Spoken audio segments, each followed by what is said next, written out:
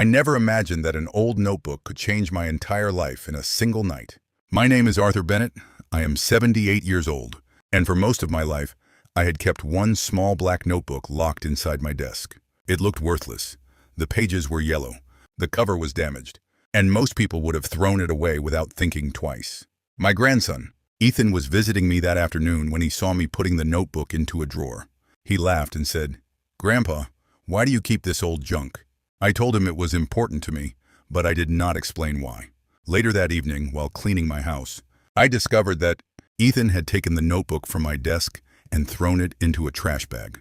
I was furious, but before I could confront him, he had already left. I searched through the trash, but the notebook was gone. Before I go on, tell me in the comments where you are watching this story from.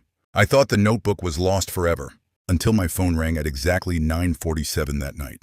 The caller was a banker named Mr. Harrison, someone I had never spoken to in my entire life. He said, "Mr. Bennett, I believe something very important belonging to you has just been found." My heart started beating faster. I asked him what he was talking about. He paused for a moment and said, "Your old notebook." I froze. Somehow, the notebook my grandson had thrown away had ended up in the hands of a banker. But then Mr. Harrison said something that made me realize the notebook was worth far more than I had ever told my family. "Sir, there is an account connected to those records that has been untouched for 32 years. I could barely speak after hearing those words. An account untouched for 32 years? I asked Mr. Harrison how much money was connected to it, but he refused to tell me over the phone. He simply said, "Mr. Bennett, you need to come to the bank tomorrow morning, and please bring no one with you." That warning made me even more nervous. I asked him why the notebook mattered so much, and he said the numbers written inside matched records from an old investment account that had been opened in my name decades ago.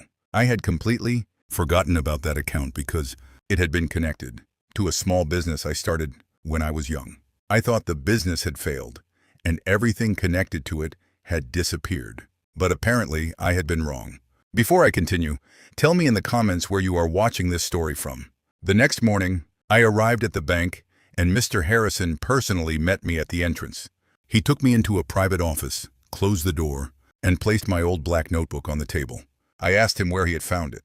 He told me a sanitation worker had discovered it near a trash collection point and noticed the strange financial numbers written inside. The worker had taken it to the bank because the name on the first page was still readable. I picked up the notebook and opened it. Every page contained dates, account numbers, company names, and handwritten notes from my younger years. Then Mr. Harrison opened his computer and showed me an account statement. My hands began to shake when I saw the balance. The account had grown quietly for more than 3 decades, and the number on the screen was far beyond anything I had ever imagined. $18.7 million. I stared at the screen in complete silence, but Mr. Harrison was not finished. He pointed to one transaction from 32 years ago and said, "Mr. Bennett, this is the part you need to understand. Someone has been trying to access this account recently." I looked at him and asked who. He turned the screen toward me and showed me the name of the person who had made the request. It was my grandson, Ethan. I stared at Ethan's name on the screen, unable to understand what I was seeing. My grandson had thrown away my notebook that contained the information about the account. Yet somehow he had also tried to access that same account. I asked Mr. Harrison when the request had been made. He told me it was only 4 days earlier. Ethan had apparently contacted the bank and claimed that I had given him permission to manage some of my financial affairs. I felt a deep chill because I had never given him any such permission. Before I continue, tell me in the comments where you are watching this story from. I asked Mr. Harrison whether Ethan had actually been given access. He shook his head and said the bank had rejected the request because the signature did not match my records. Then he showed me a copy of the document Ethan had submitted. My eyes widened when I saw it. The signature looked almost identical to mine. Someone had carefully copied it. I asked Mr. Harrison if Ethan had known about the $18.7 million account. He said that was the strange part. Ethan had not mentioned the account by name, but his request contained several numbers that matched the notebook. That meant someone had told him exactly what to look for. I suddenly remembered something from the previous week. Ethan had asked me strange questions about my old business, my father, and the documents I kept in my desk. At the time, I thought he was simply curious about our family history. Now I realized he had been searching for something. Mr. Harrison then opened another file and showed me security footage from the day Ethan visited the bank. He had not come alone. A man in a dark coat had been waiting for him outside. I recognized that man immediately. He was someone I had not seen in more than 30 years. Someone connected to the business I thought had disappeared long ago. I looked at Mr. Harrison and whispered, "That man cannot be here." He asked me why. I pointed at the screen and said, "Because I watched him die 30 years ago." The man on the screen was Daniel Reeves, my former business partner. 30 years earlier, Daniel had supposedly died in a plane crash after our company collapsed. I had attended the memorial service myself, so seeing his face outside my bank felt impossible. I asked Mr. Harrison to replay the footage. We watched it 3 times, and there was no doubt. It was Daniel. Before I continue, tell me in the comments where you are watching this story from. I asked the banker if he knew who the man had spoken to before leaving. He opened another security recording and showed me Daniel meeting Ethan in the bank parking lot. My grandson handed him something, and Daniel gave Ethan a small envelope in return. I immediately felt sick. Ethan had not thrown away my notebook by accident. He had been looking for information inside it. I asked Mr. Harrison to secure the $18.7 million account immediately and block every outside request. He told me the account was already protected, but there was another problem. The original investment company connected to the account was still legally active. I could not believe it. I had spent 30 years thinking that company had disappeared, yet someone had apparently kept it alive in secret. Mr. Harrison then showed me the company records. The current controlling shareholder was listed under a name I did not recognize. But when I looked at the registered address, I recognized it immediately. It was the same address Daniel had used before his supposed death. I asked the banker what he thought was happening. He lowered his voice and said, "Mr. Bennett, I think someone has been waiting 30 years for you to find this money." I looked down at my old notebook and noticed something I had never seen before. Behind the final page was a second sheet of paper, folded tightly and hidden inside the cover. I opened it slowly. There was only one sentence written on it. "Arthur, if you are reading this, do not trust your family." I read the sentence again and again, hoping I had misunderstood it. "Arthur, if you are reading this, do not trust your family." My hands began to shake. I asked Mr. Harrison if he knew who had written the note, but he said the handwriting appeared to be decades old. I immediately thought about my daughter Claire and my grandson Ethan. Why would someone warn me about my own family? I had always believed Ethan was one of the few people who still cared about me. Now I was not sure what to believe. Before I continue, tell me in the comments where you are watching this story from. Mr. Harrison told me that the bank could investigate every recent attempt to access my account, but he warned me not to confront Ethan yet. He believed someone might be watching my movements. I agreed. When I returned home that evening, everything looked normal, but something felt different. My desk drawer was slightly open. I knew I had closed it before leaving. I searched through my papers and noticed that several old documents were missing. Then I found a small envelope underneath the desk. Inside was an old photograph of Daniel Reeves standing beside my father. I had never seen the photograph before. On the back, someone had written a date from 32 years ago and one sentence. "The money was never lost."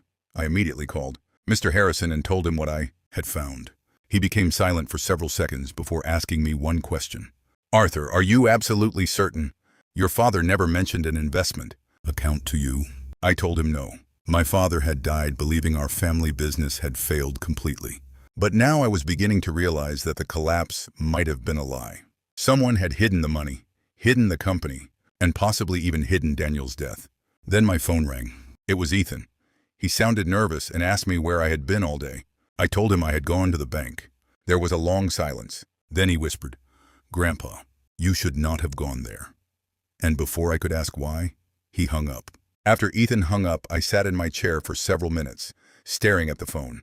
His words kept repeating in my mind, "Grandpa, you should not have gone there." How did he know I had gone to the bank? I had not told anyone. I immediately called Mr. Harrison, and he told me to stay inside my house and lock the doors. He said the bank had detected another attempted login to the $18.7 million account. This time, the request had come from a device connected to my grandson. I felt my stomach tighten. Before I continue, tell me in the comments where you are watching this story from. A few minutes later, I heard a car stop outside my house. I looked through the window and saw Ethan standing beside a man. My heart dropped when I recognized the man as Daniel Reeves. The same man I had believed was dead for 30 years was standing outside my home. Ethan knocked on the door. I did not open it. Daniel called my name from outside and said, "Arthur, we need to talk." I asked him how he was alive. He laughed quietly and said, "That is a long story." I told him to leave my property, but he refused. Then he said something that made me realize why my father had hidden the old account. Daniel claimed the $18.7 million was never actually mine. According to him, the money belonged to a group of investors who had trusted my father decades ago. I asked why the account was in my name. Daniel said my father had placed it under my identity because he knew the business would eventually collapse. Then he told me the truth about the plane crash. Daniel had never been on that plane. He had disappeared because someone was trying to kill him after the company discovered where the money had been hidden. I could hardly believe him. Then Daniel looked toward Ethan and said, "Your grandson knows everything." I turned toward Ethan in shock. Ethan looked down at the ground and finally whispered, "Grandpa, I was trying to protect you." But before I could ask what he meant, Daniel pulled another document from his coat and showed me a photograph. It was a picture of my father standing beside a woman I had never seen before. On the back was a message that changed everything. She is the real owner of the fortune. The woman in the photograph was my mother, Eleanor Bennett. I had not seen that picture since I was a child, and I could not understand why Daniel was showing it to me now. He explained that my mother had been involved in the original investment before I was born, and the $18.7 million account had been created to protect her share of the money. I looked at Ethan and asked why he had known about this. He finally admitted that Daniel had contacted him months earlier and told him that my mother had left behind something valuable.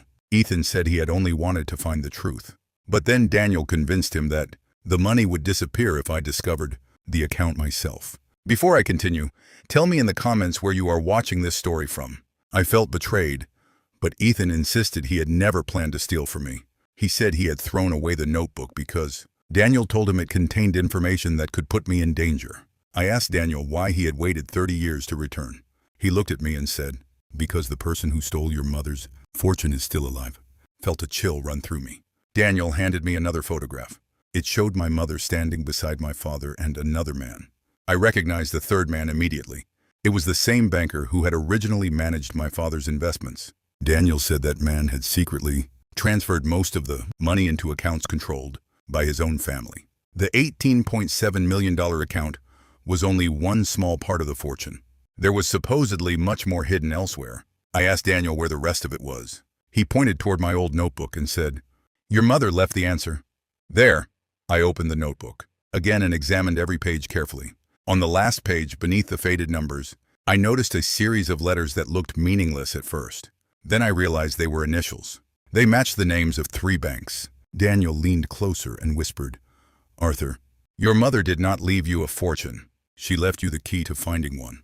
I spent the entire night studying the initials in my mother's notebook. The 3 banks were in different cities, and each one had been connected to my father's business more than 30 years ago. I asked Daniel how he knew about them, but he only said my mother had left clues, because she knew someone might try to take everything from our family. Before I continue, tell me in the comments where you are watching this story from. The next morning, Mr. Harrison searched the old banking records and discovered something shocking. Each bank had a dormant account connected to the same original investment company. I asked him to check the balances, and when he did, his face went completely pale. The 3 accounts contained millions of dollars. But there was something even more important. All 3 accounts had the same beneficiary name, and it was not mine. It was my mother's. I asked what would happen to the money now that she had been gone for decades. Mr. Harrison explained that the legal documents could still determine who had the rights to those assets. Daniel immediately warned me not to move anything until we understood the full story. Ethan apologized again and admitted that he had been scared of Daniel because he believed the man was connected to people who wanted the money. I asked Ethan why he had never told me. He said he thought he could solve everything himself. I was angry, but I could see that he was frightened. Then Mr. Harrison found one final record. It showed that my mother had transferred ownership of the original company shortly before she disappeared from the business. The new owner had used a different name, but the signature on the document was unmistakable. I stared at it for several seconds. The owner was listed as Daniel Reeves. I turned toward the man standing in my living room and asked, "Daniel, if you were supposed to be dead for 30 years, How did my mother transfer the company to you? He looked at me and finally said, because your mother never disappeared. She was hiding. I could not believe what Daniel had just said. My mother had been hiding for all those years, while I had spent decades believing she was gone. I demanded to know where she was and why she had kept the truth from me. Daniel looked at me and said, because she knew your father's enemies would come after you if they discovered the money. He explained that my mother had secretly transferred the company to him because she needed someone she trusted to protect the assets. But before I could ask another question, my phone rang. It was a number I did not recognize. A woman on the other end said, Arthur, if Daniel is with you, you are finally ready to hear the truth. I froze. Her voice sounded strangely familiar. I asked who she was. There was a long silence before she whispered, it is your mother. My entire body went numb. I had spent more than 50 years believing my mother was dead. Before I continue, tell me in the comments where you are watching this story from. I asked her where she was, but she refused to tell me over the phone. She said she had been watching everything from a distance and knew the notebook had finally been found. Then she gave me an address and told me to come alone. Daniel immediately told me not to go, but I needed answers. The next morning, I drove to the address with Mr. Harrison secretly following me for safety. When I reached the old house, the front door opened before I could knock. An elderly woman stood there, leaning on a wooden cane. Her face was older, her hair was completely white, but her eyes were unmistakable. I whispered, Mom? Tears filled her eyes. She nodded and pulled me into her arms. But after the emotional reunion, she looked at me seriously and said, Arthur, I am sorry, but the $18.7 million you found is not even 1% of what your father and I left behind. My mother took my hand and led me into a small room filled with old boxes, photographs and documents. She told me that my father had never actually lost his business. He had deliberately made it appear bankrupt because powerful people were trying to take control of it. Before disappearing, my parents had moved their most valuable assets into several protected accounts and companies. The $18.7 million account I had just discovered was only one small part of what they had hidden. Before I continue, tell me in the comments where you are watching this story from. I asked my mother why she had never come back for me. Tears filled her eyes as she explained that she believed staying away was the only way to keep me alive. She had secretly watched me grow up through people she trusted, but she never wanted me to know she was alive. Then she opened an old metal box and showed me a document with my father's signature. It transferred ownership of the entire original company to me. I could hardly breathe. My father had apparently planned for me to inherit everything once the danger had passed. My mother then revealed the most shocking part. The company had continued operating secretly for decades, and its value had grown enormously. She told me that the business was now worth more than $900 million. I asked who controlled it. She looked at Daniel and said, he has been protecting it all these years. Suddenly, everything began to make sense. Daniel had not returned simply because he wanted the money. He had been keeping my family's hidden empire alive. But then my mother handed me another document and warned me that there was still someone trying to take control of the company.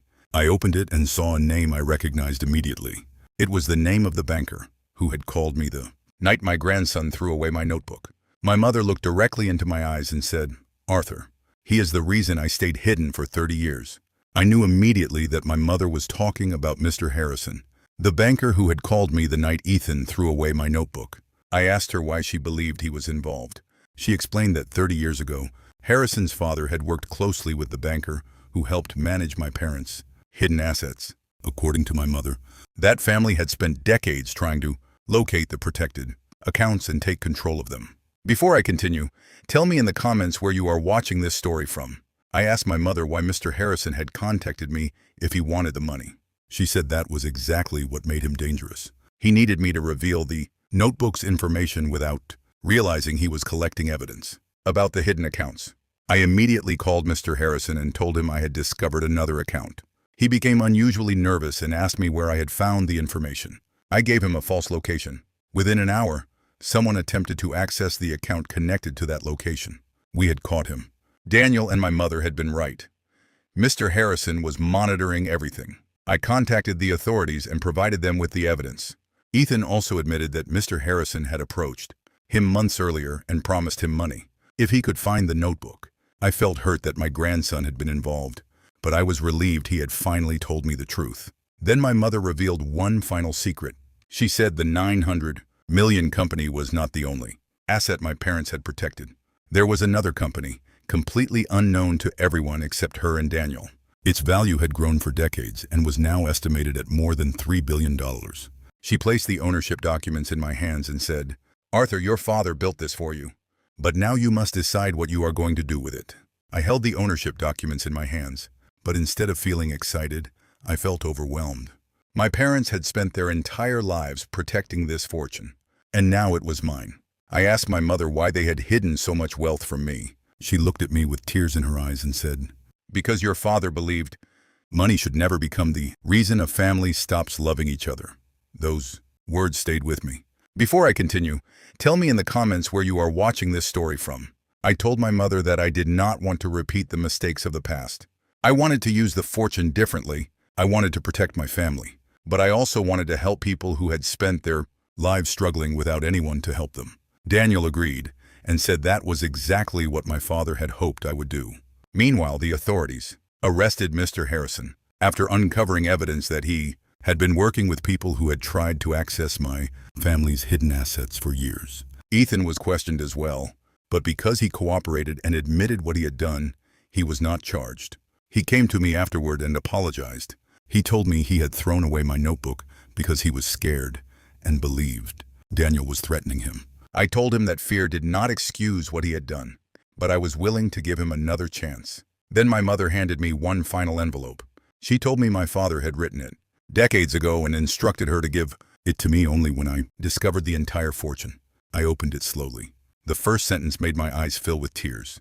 "My son, if you are reading this, then you finally know the truth." My father explained that he had never wanted me to spend my life chasing money. He wanted me to build a life filled with people who loved me for who I was, not for what I owned. At the bottom of the letter was one final instruction. It said that the fortune should never belong to one person forever. It should become something that could change other people's lives. I looked at my mother, then at Daniel and Ethan, and I finally knew what I had to do. I decided that my father's final wish would become the foundation for everything that happened next. I created a private family trust, but I refused to give anyone direct control over the fortune. Most of the money would be placed into a foundation that would support elderly people, struggling families, education, and small businesses. Before I continue, tell me in the comments where you are watching this story from. Ethan was shocked when I told him that I was not going to punish him forever for his mistake. Instead, I offered him a chance to earn back my trust by helping with the foundation. He promised me he would never again make decisions based on money. My mother decided to finally come home after 30 years of hiding. For the first time in decades, our family sat together around the same table. There were tears, apologies, and stories about my father that I had never heard before. Daniel also told me the truth about the notebook. He had known about it for years, but he never touched it because he had promised my mother to protect it until the right moment. Ethan had accidentally forced the secret into the open when he threw it away. I smiled when I realized that the thing my grandson thought was worthless had brought my entire family back together. But there was still one thing left to do. I wanted to visit my father's old company headquarters, the place where everything had started. When I arrived, Daniel handed me the original keys. I opened the main office and found my father's old desk exactly where he had left it. On the desk was a small envelope with my name written across it. I opened it and found one final photograph of my parents when they were young. On the back, my father had written only 6 words. "Build something they will never forget." I looked at the photograph and knew that my father's real inheritance was never the billions. It was the chance to turn everything he had protected into something that could help others. And that was exactly what I planned to do. The next morning, I returned to the old company headquarters with my mother, Daniel, and Ethan. I stood in my father's office and looked around at the place where he had once dreamed about building something bigger than himself. For decades, I had believed my family had lost everything. Now I understood that my parents had sacrificed their own lives to protect something they hoped would one day help others. Before I finish, tell me in the comments where you are watching this story from. I signed the final documents and transferred most of the fortune into the family foundation. The $18.7 million account, the $900 million company, and the hidden $3 billion empire would no longer be something my family could fight over. They would become a source of help for people who needed it. Ethan stood beside me and promised that he would spend the rest of his life earning back my trust. I told him that trust was not something he could buy. He would have to build it, one action at a time. My mother finally came home, and for the first time in more than 30 years, our family was together without secrets between us. Before leaving my father's office, I opened the old black notebook one final time. The pages that everyone had thought were worthless had led me to the truth about my family, my fortune, and the people who had tried to steal it. I closed the notebook and placed it inside my father's desk. Then I realized something I would never forget. My grandson thought he was throwing away an old notebook, but he was actually throwing away the secret that changed all of our lives. I never needed the billions to prove my worth. My father had already left me something far more valuable: the truth, a second chance with my family, and the opportunity to turn everything we had built into something that would outlive all of us. And from that day forward, that was exactly what I decided to do.